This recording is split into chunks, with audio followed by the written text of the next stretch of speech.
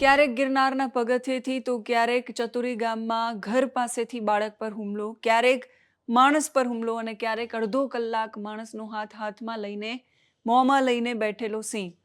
હવે જે ઘટના બની છે અત્યંત ચિંતાજનક છે. સિંહણે અમરેલીમાં ટ્રેકર પર હુમલો કર્યો છે. શું છે આખી ઘટના, એના પર વિગતે વાત કરીશું. નમસ્કાર, આપની સાથે હું સેજલ.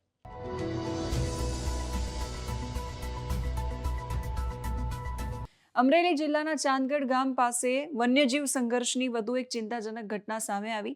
વન્ય પ્રાણીઓની સુરક્ષા અને સંરક્ષણ માટે નિયમિત ફરજ બજાવી રહેલા વન વિભાગના એક ટ્રેકર પર સિંહણે અચાનક હુમલો કર્યો.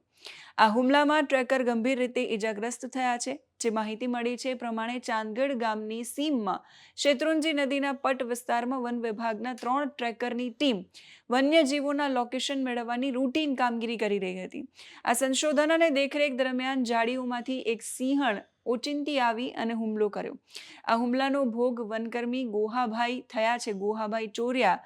અને સિંહણના આ અચાનક હુમલાને કારણે ગોહાભાઈને શરીરના ભાગે પંજા માર્યા છે. બચકા ભરવાના કારણે ગંભીર ઈજાઓ પહોંચી છે. એમની સાથે ફરજ પર હાજર અન્ય સાથી ટ્રેકર્સે તાત્કાલિક સમય સૂચકતા અને હિંમત દાખવી વનકર્મીઓએ સાથે મળીને સિંહણને પાછળ હટવા મજબૂર કરી અને ગોહાભાઈને વન્યજીવના પંજામાંથી સુરક્ષિત રીતે મુક્ત કરાવ્યા. ત્યાર પછી સિંહણ નદીના પટમાં જંગલ વિસ્તાર તરફ પરત ફરી ઈજાગ્રસ્ત ટ્રેકરને અમરેલીની સિવિલ હોસ્પિટલમાં સારવાર માટે દાખલ કરાયા. તબીબોના કહેવા પ્રમાણે એમની સ્થિતિ હાલ સ્થિર છે.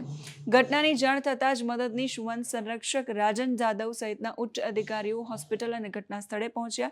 હાલ સુરક્ષાના પગલે વન વિભાગ દ્વારા ચાંદગઢ અને આસપાસના ગ્રામ્ય વિસ્તારોમાં વનકર્મીઓની ખાસ ટીમ તૈનાત કરીને સઘન પેટ્રોલિંગ શરૂ કરવામાં આવ્યું છે. સિંહણની હિલચાલ પર સતત નજર રાખવામાં આવી રહી છે, જેથી સ્થાનિક રહીશોની સુરક્ષા જળવાઈ રહે. આ ઘટના પર અધિકારીઓનું શું કહેવું છે, સાંભળીએ.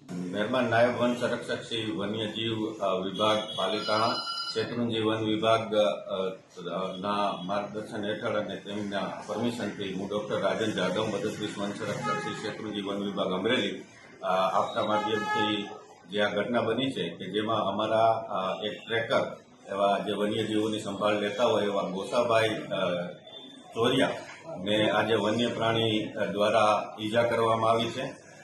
તેમની ટીમ 3 ટ્રેકરોની ટીમ આજે વન્ય પ્રાણી સંરક્ષણની રૂટીન કામગીરીમાં હતા. એ દરમિયાનમાં મેસેજ મળતા કે સિંહણ જે છે એ શેત્રુંજી નદી પાર કરીને એમના વિસ્તારમાં આવી છે. એટલે લાગુ સ્ટાફ દ્વારા તેમની સાથે સ્કેનિંગ કરતા સિંહણ દ્વારા અચાનક હુમલો કરવામાં આવ્યો છે. આપના માધ્યમથી હું જણાવવા માંગુ છું કે અત્યારે એમની તબિયત સારી છે અને કુદરત અને ભગવાનની દયાથી એમને એટલું લાગ્યું નથી. પણ આપના માધ્યમથી હું દરેકને એ પણ વિનંતી કરવા માંગુ છું, આજે ચોમાસાની સિઝન છે અને ઘણી જગ્યાએ ઝાડ ઝંખાળ અને ઘાટું થઈ ગયું હોય તો સીમ વિસ્તારમાં આવતા જાતા લોકો ધ્યાન રાખે અને ક્યાંય પણ આપને વન્ય પ્રાણીને લગત કોઈ બાબત હોય તો આપને ખ્યાલ જ છે કે 1926 નામની આપણી હેલ્પલાઇન છે, એમાં તરત સંપર્ક કરે. વન્યજીવ સંરક્ષણમાં હંમેશા શેત્રુંજી વન વિભાગ સિંહો સાથે કામ કરે છે અને આ ચોમાસાની સિઝન દરમિયાન ઘાટો વિસ્તાર હોવાથી અને ટ્રેકિંગ દરમિયાનમાં આ બનાવ બન્યો છે. અને અત્યારે સારું હોય અને વન્ય પ્રાણી માદા પણ લોકેશનમાં હોય, આગળની કામગીરી સત્વરે. કેટલા લોકો હતા અને એક્ઝેક્ટ કયા લોકેશન પર આ બનાવ બન્યો? આ એક્ઝેક્ટ શેત્રુંજી નદી પાર કરતા આપણે આંબા ગામથી આગળ ચાંદગઢ વિસ્તાર, જે આપણો શેત્રુંજી લીલિયા રેન્જનો ચાંદગઢ રાઉન્ડ અને ચાંદગઢ બીટનો વિસ્તાર છે, તેની અંદર આ બનાવ બન્યો છે. અને બાકી અત્યારે બીજું કોઈ કેટલા લોકો હતા? 3 ટ્રેકરો સાથે હતા અને એમના બીટગાર્ડ પણ સાથે હતા. એટલે સ્કેનિંગની જે રૂટીન કામગીરી હતી, જેમાં સમાચાર હતા તે પ્રમાણે રૂટીન કામગીરી કરી રહ્યા હતા. તો બીજું કોઈ બનાવની અંદર કોઈ બીજો પ્રશ્ન છે નહીં. આ ઘટના દર્શાવે છે કે વન્યજીવોની રક્ષા કરતા કર્મચારીઓ કેટલા જોખમ વચ્ચે પોતાની ફરજ બજાવે છે. વન વિભાગ હાલ આખી પરિસ્થિતિ પર કાબૂ રાખવા માટે પ્રયત્નશીલ છે. આવી ઘટનાઓ છાશવારે હમણાં ઘણા સમયથી સામે આવી રહી છે. જૂન અને જુલાઈ 2026 દરમિયાન અમરેલીના કુવાયા, ખાંભા અને જાફરાબાદ પંથકમાં સિંહણના હુમલામાં બાળકો અને શ્રમિકોના મૃત્યુના ગંભીર કિસ્સા સામે આવ્યા. આ સિવાય ઓગસ્ટ 2026ની શરૂઆતમાં સાવરકુંડલાના અભરામપરા ગામે એક સાથે 4 સિંહણ ગામમાં ઘૂસી પશુનું મારણ કર્યું અને આખી રાત રોડ પર બેસીને મિજબાની માણી. જેનો વિડીયો સોશિયલ મીડિયા પર વાયરલ થયો. ઓગસ્ટ 2026ની શરૂઆતમાં રાજુલાના સંન્યાસ આશ્રમની અંદર મોડી રાત્રે દીપડો ઘૂસ્યો હોવાના સમાચાર અને સીસીટીવી પણ વાયરલ થયા, જેના કારણે સ્થાનિકોમાં ફફડાટ ફેલાયો હતો. આ સિવાય ધારી તાલુકાના દેવલા ગામે એક જનરલ સ્ટોરની બહાર બાંધેલી ગાયના વાછરડા પર મોડી રાત્રે સિંહે હુમલો કર્યો. એ ઘટના પણ સામે આવી. ગણતરીની સેકન્ડોમાં એનું મારણ કર્યું હતું. આ વધતા વન્યજીવ સંઘર્ષને જોતા જ વન વિભાગે લોકોને રાત્રે એકલા સીમમાં ન જવા, ટોર્ચ અને લાકડી સાથે રાખવા અને સિંહોની પજવણી ખાસ ન કરવા માટે તાકીદ કરી છે. તો આ સાથે જ ગુજરાતમાં સિંહ સંરક્ષણ સાથે હવે માનવ સિંહ સંઘર્ષના કિસ્સાઓ વધી રહ્યા છે.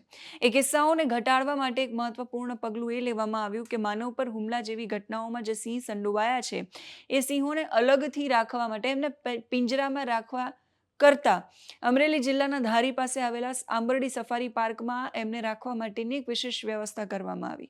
100 હેક્ટર વિસ્તારમાં વિશેષ સીમિત ક્ષેત્ર છે એ વિકસાવવામાં આવશે. વન વિભાગ છે એ આ વિસ્તારને ફેન્સિંગથી સુરક્ષિત કરીને સિંહોને એમની જરૂરિયાત મુજબના કુદરતી વાતાવરણમાં રાખવાની આખી એક યોજના છે. જે સિંહ માનવ પર હુમલો કરે છે એ સિંહને આજીવન કેદ આપવાને બદલે એમને એ એટલા કવર એરિયામાં રાખવામાં આવે કે જેનાથી એ એટલા જ વિસ્તારમાં મુક્ત રીતે ફરી શકે.